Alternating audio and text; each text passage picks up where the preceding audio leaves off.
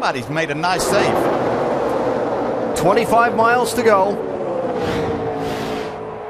Watch the 54. Looks like he got in the back of Logano, had to check up just a little bit. That is a good save. And save his spot. I think it scared everybody behind him. So there was still a hole there to get back in.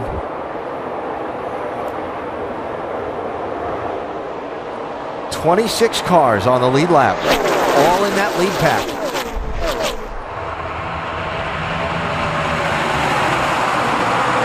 Will any of them have to peel off and go to pit road for fuel? That can get a little dicey. Well, what will get dicey if one of them runs out of fuel up towards the front, because that's going to stack them up, and you know what can happen after that.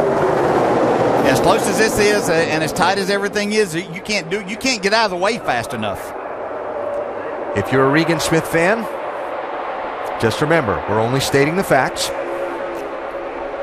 A glass half empty guy.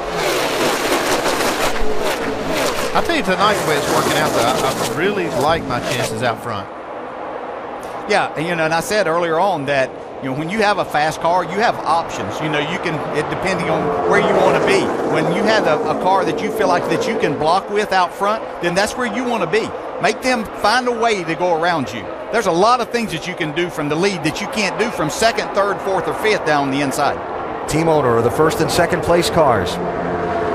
Casey Kane in the 5 is running 14th. Which is not far from the front, but it is 14th.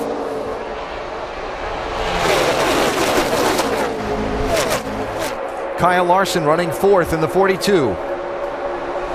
Derek, I'm not sure about the cars in front. Two of them stay really close on the fuel. May not make it. We start seeing a burp or anything, just try to move around. Right now we're in the right line. They're starting to get antsy out the back. The point we were making a minute ago. Ty Dillon's done a great job. He's sitting right there at third. He had an opportunity at one time to jump up in front of Brian Scott, his teammate, when it looked. Oh, there it comes. Brendan gone. Turn around. Hang on.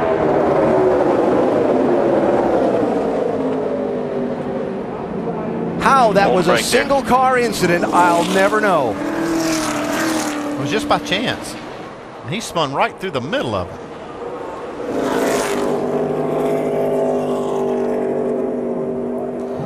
Well, Brendan, the winner at Road America 2 races ago, had a great finish at Kentucky last week. Was trying to make up some ground here at Daytona. Fuel here. 4 tires, at least 1 can of fuel in. And you can see there's a lot of damage on that 62 car.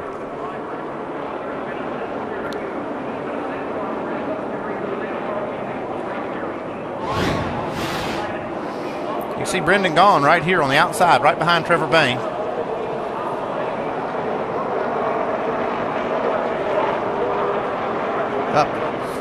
Like he turned down. That was not sure that he knew that car was there. Like Darrell Wallace. Plenty of Darrell Wallace. Didn't look like Darrell Wallace had done any moving on his part. Quarter here, rolling. Got no help on the bottom. And that angle looked like maybe Down. Yellow's out. Yellow.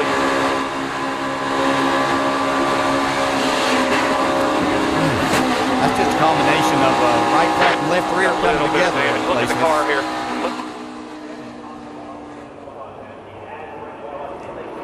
I'm like Alan, how did this not be a bigger crash?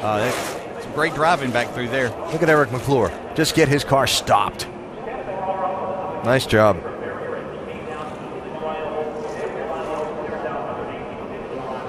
Okay, this caution is going to help people save fuel. It's also an opportunity for some to come in if they think they can't make it.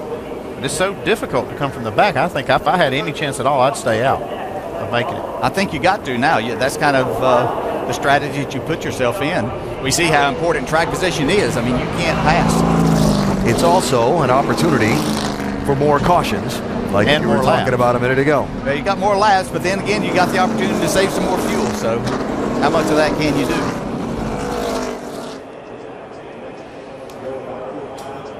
Greg Ives, crew chief for Chase Elliott. Just wonder about the transmission issue with the 9 car, Chase Elliott. We know that he said he didn't have first gear there. Has any problems crept up if that's coming from inside the transmission? Might they have an issue on this restart? That's what I would worry about. If it's a shifter problem, it's no big deal. But if it's something inside the transmission, I'd be worried about it. How worried are they, Doc? Not very, actually, but they just a moment ago, as DJ mentioned it, at the same time, Greg Ives asked Chase Elliott about the transmission, and Chase said, remember, Chase, all our teammates are going to restart in second gear, so you shouldn't need first gear. Are there any other issues? He said, no, I just tried to get it in first gear on pit road a little bit ago, and it wouldn't go, but I've had no other problems. I'm just going to start in second and hope nothing else happens, but right now, no other issues at all for Chase. Good to hear. He's done a great job out there all night. Been very patient, learning. You can see the progression with him from here in Daytona, where he ran in the top 10 back in February, but got shuffled back. I believe he finished 15th, and then ran pretty solidly at Talladega, but ended up outside the top 15 that time. Pit road open here. Survey says, I think if you're going to have a chance to win, I don't think you can come down pit road. And for the car, some of the cars at the back end of the lead lap, maybe get some insurance in case we do go into overtime. Johnny Sauter, first taker from 9th position. Just the second yellow flag in the Subway Firecracker 250. Trouble off turn 4. Brendan Gaughan and Darrell Wallace Jr.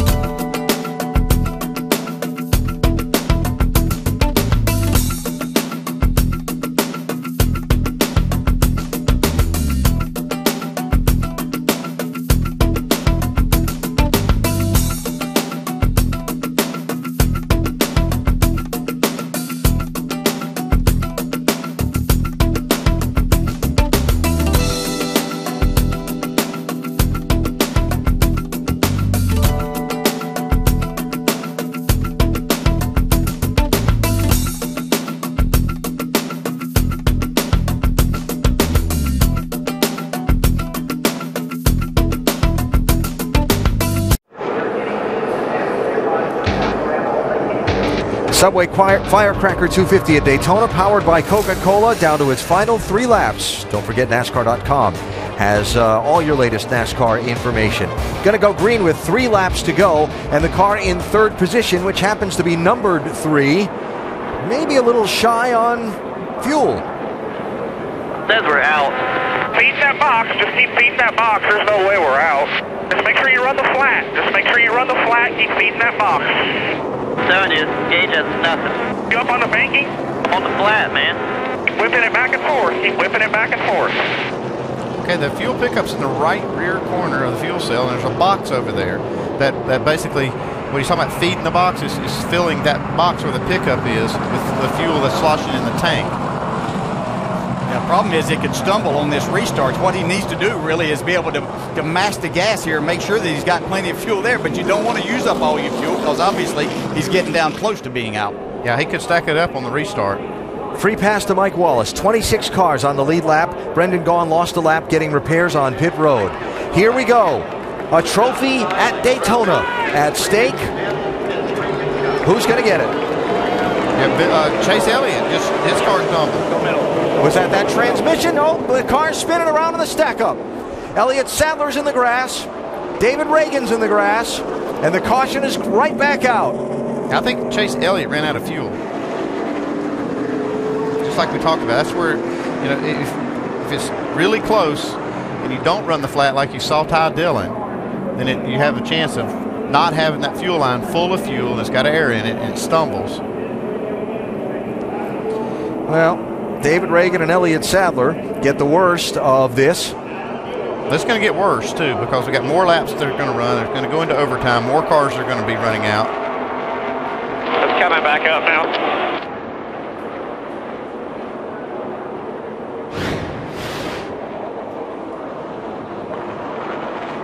It just never went.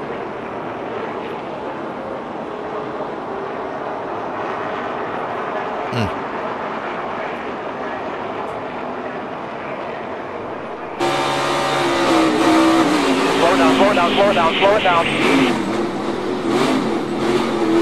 Yellow's out. Watch your outside. Okay.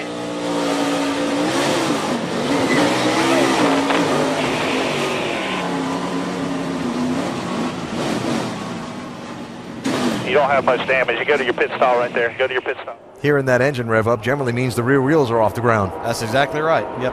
Hard to make them go in the right direction, but they were all jamming up behind. Elliott actually got into the 54 to start with, and then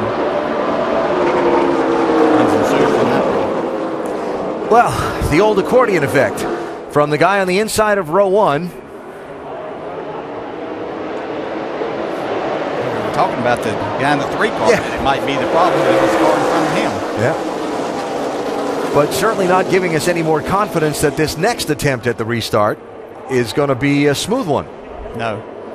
Just think of the championship implications that this has right there. The two that came in first and second in the points, having problems right there. Well, they are going to resort the order.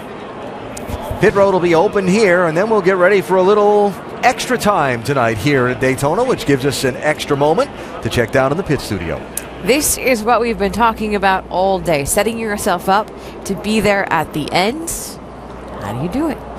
You got to have patience, number one, and obviously we got to have enough fuel. I tell you, one guy we're really looking at is Ty Elliott or Ty Dillon. We talked about him earlier in the broadcast about he needed to have a good run and really get up going again to get back up on those points and possibly get a good win. I'll tell you guys, he's impressed me all night long. I know he's got a fuel concern, but the kid's been looking good out there. There's a lot of fuel concerns, but Reagan Smith once again has put himself in position to have an opportunity to win this race. It seems like every time we go to a restrictor plate race, this young man puts himself in a great position at the end of the race, and he's doing it again. I personally am impressed with Ryan Reed.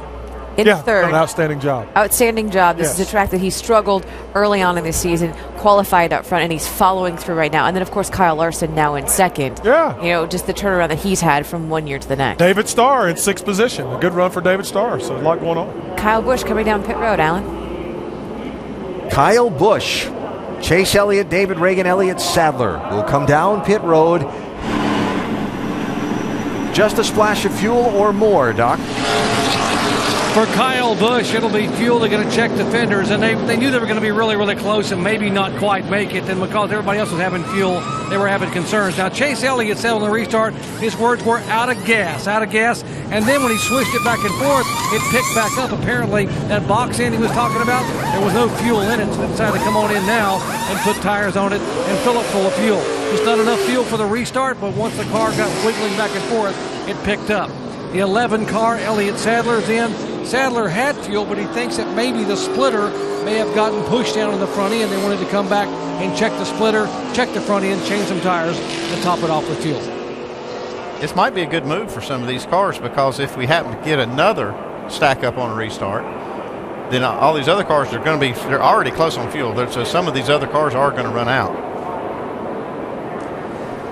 Well, Regan Smith choosing the outside lane for the restart and getting ready to see if he can hold off this pack of hungry drivers, Vince. Well, there's a lot of conversation between Regan and his spotter, TJ Majors, about which position he should take on the restart, inside or outside. TJ told Regan, hey, that 22 is awfully fast. So that's why they chose to go on the outside with the 22 behind him. The pit crew ready for a splash of fuel if needed. They are right on the number, and a lot of nervous faces down here in this 7 pit box, guys. I'll be shocked if we don't see at least 1 or 2 cars run out of fuel in this restart. So look at this. You got all these guys trying to save fuel, coast, shut it off, try not to run over the pace car while you're trying to do that coasting. Doubled up for the restart. Green-white checker finish coming again at Daytona. Kyle Larson to the inside of Regan Smith. They've waved off the restart because the guys are all out of line and out of order on the restart. That's going to cost them even more fuel.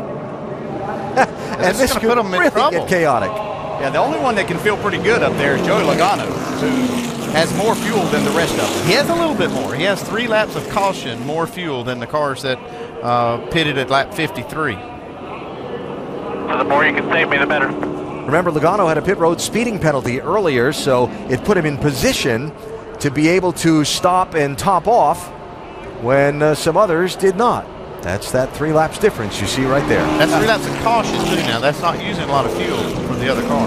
I will have to say, I'm curious about choosing the outside line. I know the 22 is fast, but I think that if I were Regan Smith, I would have liked the inside only for a green-white checker that you're looking at here. I like the chances on the inside. We'll see how this works out.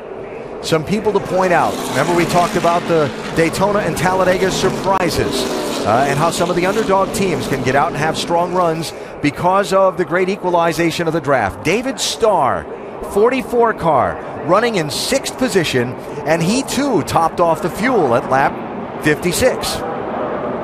Doing a great job, just stayed out of trouble. Been up in the mix all night there, but not up in the front. But now because of these things happening, got himself in a position.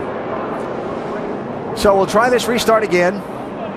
And remember the rules. Get the green flag, race around to the white flag. If they get to the white and the caution has not come out, then the next flag ends the race, be it the checkered flag or a caution flag. I think they're going to have a hard time getting to the green flag. That's what I think. Look at the guys all down on the apron trying to save fuel, while Regan Smith, the leader, is still up on the banks. Any problems on that restart, man? Just trying to get up at the fence there out of the way. Get lucky here, maybe. If that happens, we can get back on pit road, get some gas in it, get a yellow there, and get a shot at it. Just do your best. Sounds like Junior's confidence not real high on the fuel. Involved in this close championship fight. You can lose a whole lot of points here. That's why I think Chase Elliott, even though he had the problem that brought the caution out, he's in a pretty good position. Pace car's off. Let's see how it plays out. There'll be 2 laps to go at Daytona.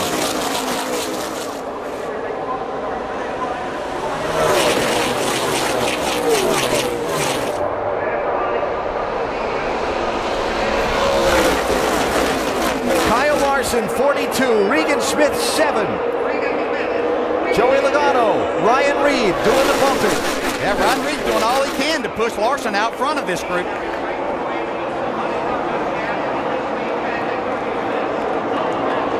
Not locked on, he was just bumping right there. 3 wide lane headed by Johnny Sauter in the 80. Oh, Starr up to the wall.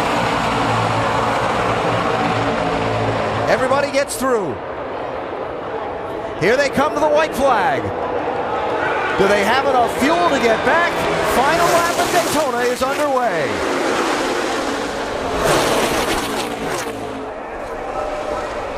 .42's on your tight. Yeah, 22's closer.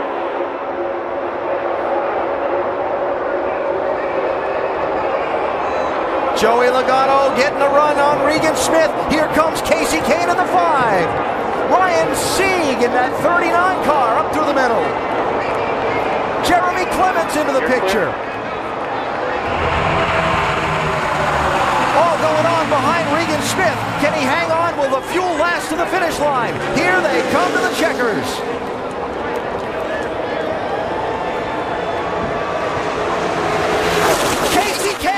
on the outside lane. 3 wide to the win at Daytona.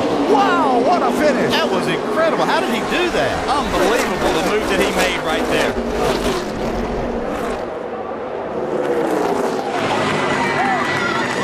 Good job, guys. Good car. Whoever's behind me. And some good driving, too.